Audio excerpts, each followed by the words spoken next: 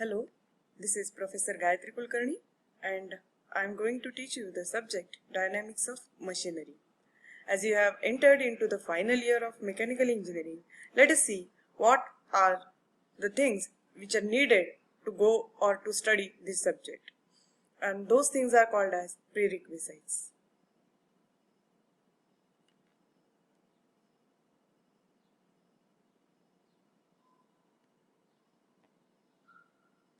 Physics.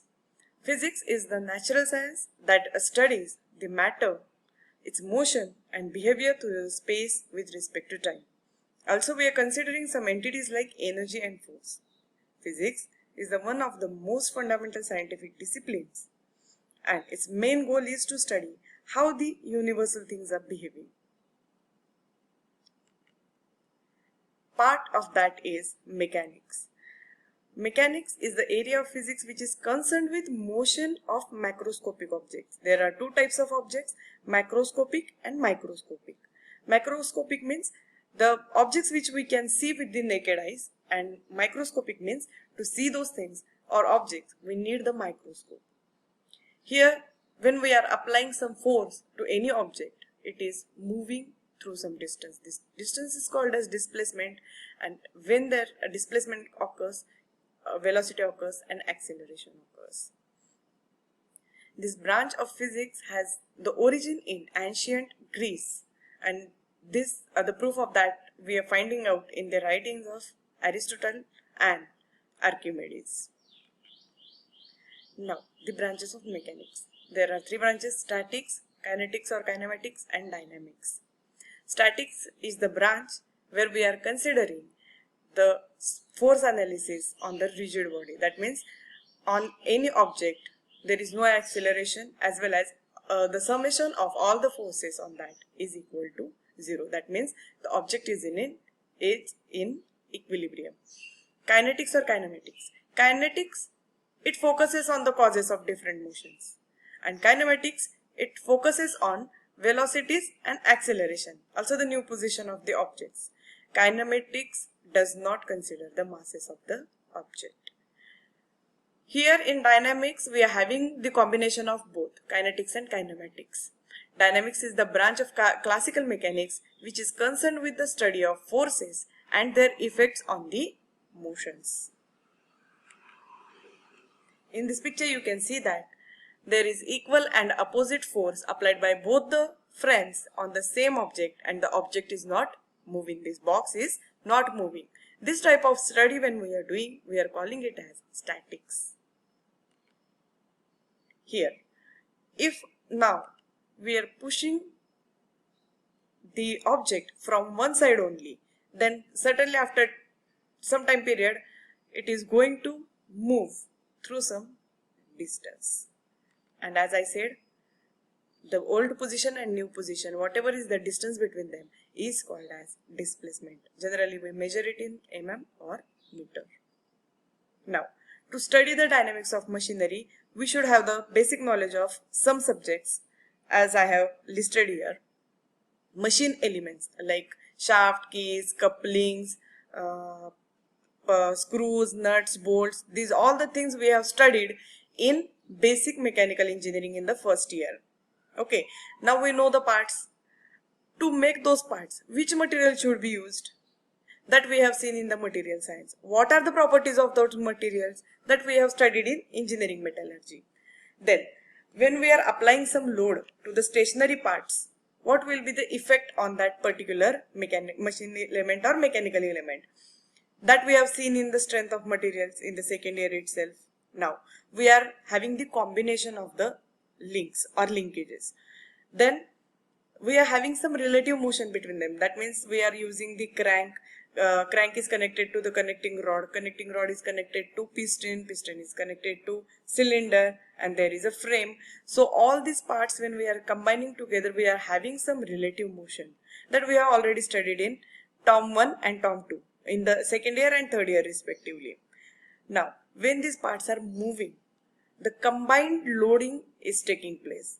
Like we have seen in strength of material that only perpendicular forces are acting or only shear forces are acting. And here we know that three mutually perpendicular forces are acting on the shafts. So in the DME 1 and 2 we have seen the combined loading effect. Also we have seen the failure analysis due to these combined loads in DME 1 and 2 itself, in the third year only. By having the basic knowledge of this subject, we are going to study the dynamics of machinery subject in the final year. This is the structure of the subject. We are having 6 units, 30 marks in same exam, 70 marks in same exam, oral 25 marks, term work 25 marks. There are 2 units which are depending on the single degree of freedom. One is free vibration and another is forced vibration. Third unit is 2 degree of freedom, undamped vibrations. Fourth unit is balancing. Fifth unit is measurement and control of vibration. And last unit is introduction to noise. These are some reference books, textbooks, and now we will see the course outcomes. What is meant by course outcomes? See, you have taken the admission for the mechanical engineering. Mechanical engineering is a program. So program outcome means after studying, you are studying some 39-40 subjects in the mechanical engineering in your 4 years. So these 39 subjects are called as courses. So dynamics of machinery is one of that course. After completing the mechanical engineering, what skills should be inculcated in the student is called as program outcome. Similarly, after studying this particular subject, what knowledge or what skills you should gain is called as course outcome. Let us see. First is define the fundamentals of vibration and noise with respect to industrial scenario. Second is determine natural frequency, damping coefficient and mode shapes of single degree and 2 degree mechanical systems which are subjected to free as well as forced vibrations. Analyze and evaluate the balancing of rotating as well as reciprocating masses. And last is explain the measurement, control techniques, methods of vibration and noise for the given mechanical system. What is meant by vibration? Vibrations are when we are applying forces on some particular material, then we are getting some oscillations. That means about its equilibrium position or mean position, we are getting some oscillations. These are called as vibrations. This word has been derived from the Latin word vibrationum. It means shaking. In simple language, if you'll see, if any motion repeats itself after some interval of time, it is called as vibrations or oscillations. Let us see what is meant by degree of freedom. To define the movement of any particular part, we need to keep at least one coordinate independent. So, how many number of coordinates we are keeping independent, or we are giving the freedom to the object to rotate or to move in linear direction is called as its degree of freedom. Here in the bottom line you can see number of independent coordinates. Number of independent coordinates indicate degree of freedom. Here single degree of freedom. Name itself indicates that only one axis is free or independent. Let us see. Here is a window which is opening and closing in X direction only. Here the movement of that window we are restricting in Y direction as well as in the Z direction. 2 degrees of freedom. Here we are keeping two axes free. See, the door and hinges. The door is rotating about the hinges as well as it is moving linearly upward about these hinges. See, you can see here it is moving upward as well as downward it is going, and now it is rotating, or it is oscillating about the x-axis and rotating about the y-axis. There are two axes we are, or two motions we are allowing for this door, so it is called as 2 degrees of freedom. 3 degrees of freedom, all the three mutually perpendicular coordinates are free. You can see the gyroscope. We have already studied in TOM. In X, Y and Z, all the three directions we are giving the freedom to move. 6 degrees of freedom. If you'll see the board, this diagram, you can see in the red color, x-axis, y-axis and z-axis, it is rotating, and in the blue color, it is moving in vertical direction, horizontal direction, as well as in the z direction, third direction also it is moving. This is called as 6 degrees of freedom. We'll see the phenomenon.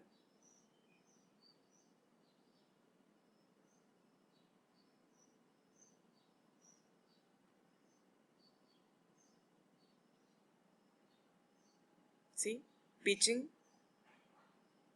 rolling, heave,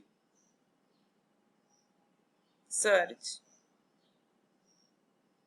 yaw, and swing. 3 rotary motions and 3 linear motions. Last is infinite degrees of freedom. What is meant by infinite degrees of freedom?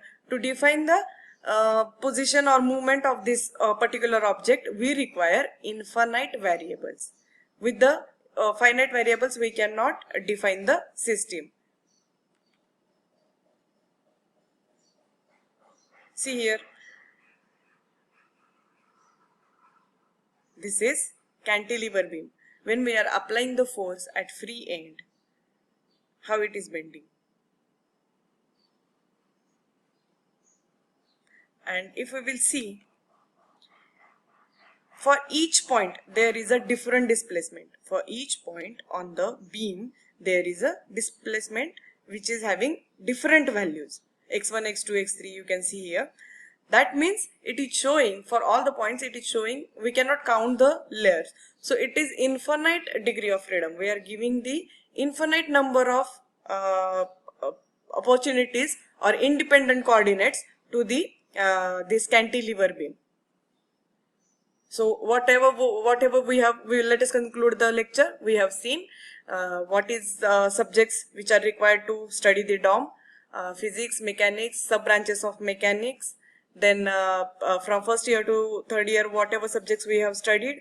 Then we have seen single degree of freedom, 2 degrees of freedom, 3 degrees of freedom, 6 degrees of freedom, infinite degrees of freedom, and real life examples of that. In the next lecture, we will see the first unit, which is free vibrations. Thank you.